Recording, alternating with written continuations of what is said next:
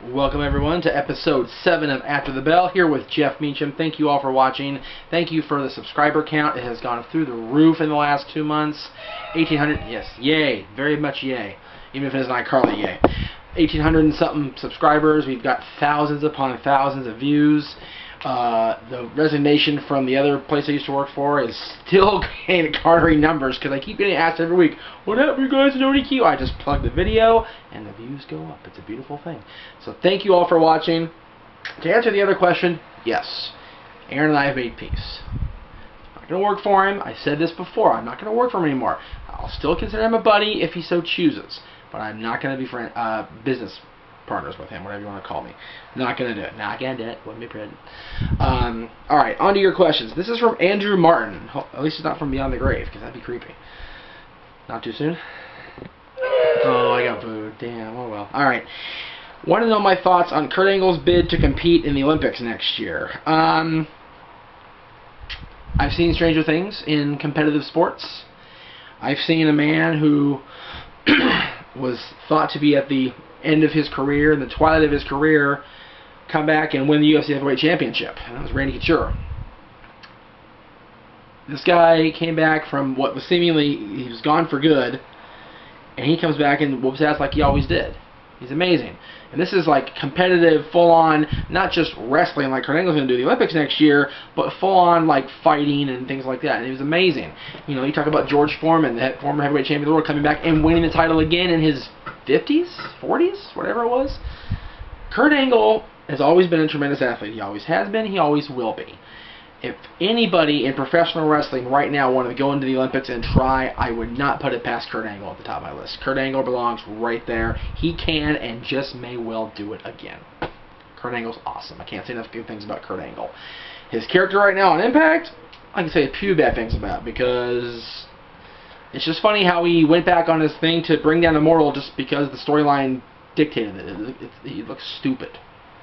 And now, hopefully by the time you all see this, Bound for Glory will not be in the can yet, and hopefully Robert Roode will be world champion before too long. I'll tell Bobby Roode, whatever you want to call him this week.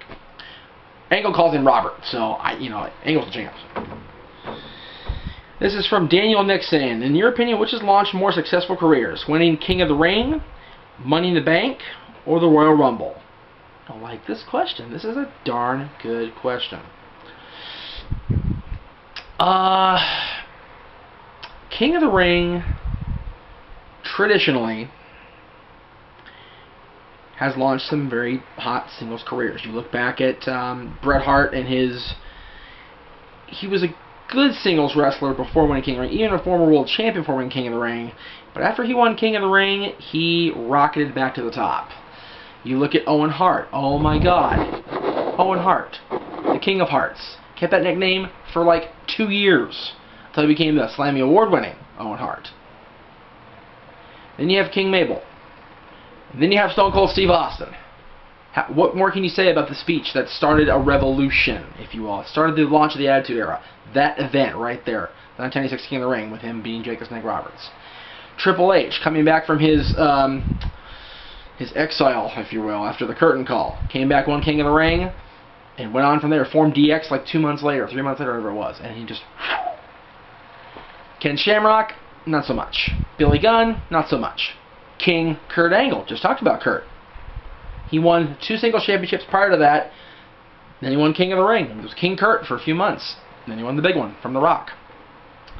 Edge, a guy who had won the Intercontinental Championship before but was primarily seen as a tag team wrestler. The Edge and Christian breakup really got its wheels set in motion by Edge winning the King of the Ring. Because you notice, Christian was always the guy that was carrying the trophy. It really started there. It really did. And in 2002, the last King of the Ring actually meant a damn thing. Brock Lesnar. Was already a super bad monster heel in the first 3 months of his career, and then he got a guaranteed title shot at The Rock. Could have been bigger. Could have been better. You know, Regal winning King of the Ring was awesome, but that was more of a, here's a pat on the back for you being in obscurity for so long. King Booker winning the World Heavyweight Championship with his pinky in the air and everything. Thank you, Jay. Booker didn't need the King of the Ring. Did not need it. But he owned it anyway. Rumble, since '93, has to a certain extent launched successful careers. Yokozuna winning the championship that year. Brett was already a singles established star. You got guys like Triple H. The Rumble has always traditionally been a guy who was pretty much established already, winning the Rumble and then more than likely winning the title at WrestleMania. I would have to say the answer to this question, the proper answer is Money in the Bank. Look at Edge. Singles wrestler for 4 or 5 years, wins Money in the Bank, carries that briefcase around, and cashes in, and he went to the stratosphere from there in 2006. You like what I did there, stratosphere? Because the TLC match was in Stratus' hometown when she retired. You like that? That was good. But he banged Lita, so it doesn't make sense. Wrong diva. Okay. Rob Van Dam. Always thought of as the greatest wrestler to have never won a world title. Won Money in the Bank. Bam. WWE champion. Mr. Kennedy. Mr. Kennedy winning Money in the Bank should have been the launch for him. He got hurt. He got suspended. 2-time world champion now. Wrong company. CM Punk. Nobody could stop singing the praises of CM Punk except management. What came here for Money in the Bank? What the hell? Give it to Punk. We'd probably have him be the first guy to lose it. 2-time Money in the Bank. 2-time champion. World champion as a result of those. 3-time overall. 1-time WWE champion as well. Undisputed WWE champion. Should have been longer. Money in the Bank has launched more careers as far as taking those guys that were right on the cusp and just boom, launch them in the next level. Money in the Bank is the best one out of the 3. Longtime viewer of many of my outings, Devin Hoteling. If any artist or band who played the opening WWE show had a situation like the Hank Williams situation on Monday Night Football, would Vince pull the intro? Are you kidding me? Vince McMahon would have embraced it, supported it, and made a skit out of it. Do we all not remember the thing on Monday Night Football with the shower thing, and Trish and Shelton Benjamin made a skit out of it with Vince right there? Vince would have had Hank himself come and sing the song for Raw.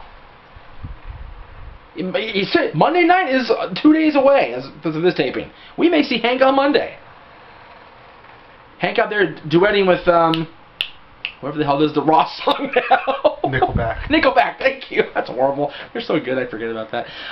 Yeah, let's have Hank do a duet with Nickelback Monday night on Raw, just to piss ESPN off, because Lord knows Vince likes pissing people off. He's the master. Oh, jeez. All right, let's see. Where am I at here? There we go. Come on, load. This is from Dan Hardenbrook. Do you think the Triple H failure to lead angle is a way to get Mick Foley back on TV, perhaps as commissioner or assistant to keep Triple H in line? Well, we've seen Mick Foley fill that role more than once. He was commissioner, of course, the best commissioner ever. People say Regal. Regal was a great heel commissioner, but Foley did what he set out to do as commissioner. He goofed up the company. Totally shit the nerd alert out everywhere. Him and Edge Christian and Kurt Angle owned Monday and Thursdays for a year with Foley as commissioner. It's great stuff. Foley was awesome. He's also been I don't remember if he was the assistant general manager to Eric Bischoff during that 2003 storyline, and he was there for like a week, and then the whole Randy Orton thing really kicked into high gear. But he's ran the show more than once. And he's been tweeting jokingly for months that he's been the one emailing Michael Cole. He's been even tweeting, oh, sorry, I got to email Michael Cole, be right back. It's funny. And wouldn't it be just a big slap in the face to TNA and to Hulk Hogan and Dixie Carter if Foley has been the GM all along? It'd be the most epic thing in the history of things. Seriously, it'd be awesome. But I don't think it's going to happen. I think they'll bring Foley back a different way. It's almost too obvious at this point. I'd like to see Mick, though. We met Mick a couple weeks ago. I gotta heap praise upon Mick Foley and his just genuine kindness when he didn't need to. He's a paid star. All he had to do was sign his book, shake a hand, make a smile, and go away. I didn't even pay him for the signatures. I lent him my Attitude Era belt. He did it out of the goodness of his heart. Mick Foley is awesome. And if he comes back to WWE, part of me will be so happy that they've got him back. Probably like, damn it, we didn't get him first for an interview. We did try. This is from John Pyrrha. I found it very odd on Monday night when CM Punk was at the no confidence vote, since he's been a big part of this whole Triple H storyline. I'm curious what you thought. There were a few guys that weren't there, and they brought this up on SmackDown. Cena, Orton, Punk, and a few others were not out there to vote down Triple H. I have a feeling that the people, and again, this is pure speculation. I do not read these news boards anymore. I got no use for them. I never really did. If it was me, I would honestly have the guys that weren't out there Monday night wrestle the matches, and then somebody brought this up. I believe it was Tyler Black himself, Seth Rollins, and FCW. It's going to be Scab Night. Are we going to have the Florida guys brought up and show that these kids are ready too? Oh my God, that'd be awesome. Have like Tyler Black wrestle CM Punk. Have like the other Florida guy meet John Cena. The other guy meet Randy Orton. And give those guys a huge fucking rub. But this is WWE. They're going to fuck it up within the next 48 hours. Guaranteed. This is from Eric Wood. With a new episode of Zack Ryder's show, is WWE getting involved in it, and is this leading to a bigger feud between Ryder and Ziggler? That has been the talk. That has been the talk around internet land, which I seem to frequent these days. I would love to see Zack Ryder become the United States Heavyweight Champion. I'd like more for them to recognize the Internet Championship. How long has it been since we had a title made exclusively for something? Both singles titles on Raw are made for the mid-carders. Both singles titles on the SmackDown, on the SmackDown, made for the World Champions, and the singles for the US and IC are both for the mid-carders. One tag, one women's. I found out I was wrong when I had heard that Superstars had been canceled. Superstars has not been canceled. You've got Superstars, you've got NXT. NXT is becoming a joke. They're in like the 35,000th week of a 16-week show. There hasn't been elimination yet as far as the final two. They're just battling back and forth for a contract. NXT has lost its focus. They need to rebrand NXT to something else, and then have that in Superstars, 2 internet shows.